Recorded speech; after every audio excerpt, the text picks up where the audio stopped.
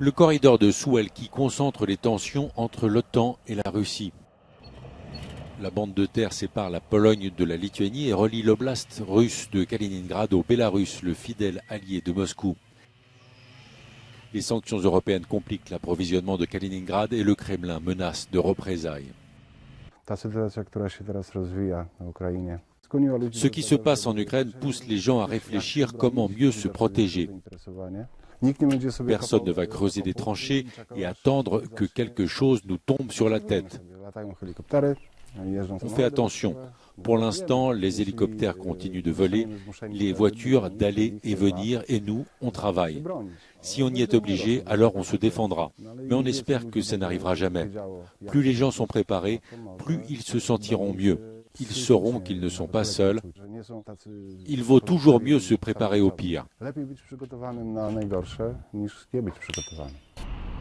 Le corridor de 85 km porte le nom de la ville polonaise de Suwałki qui se trouve entre Kaliningrad et le Bélarus. La menace dont nous parlons est hypothétique et on veut qu'elle le reste.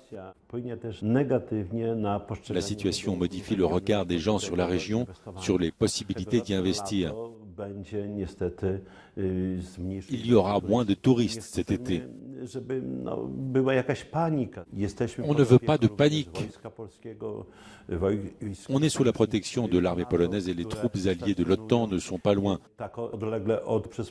En cas de conflit, avec l'aide des alliés, notre armée est en mesure de repousser une attaque.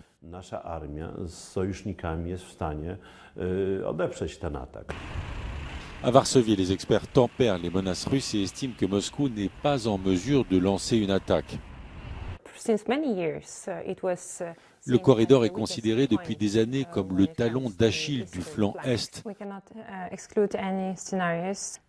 On ne peut rien exclure, mais je pense qu'il serait très difficile pour la Russie de s'engager en même temps sur deux fronts. La probabilité d'un tel scénario est très faible si l'OTAN est partie prenante. Les frontières orientales de la Pologne sont celles de l'Europe et elles font face aux tensions avec nos voisins.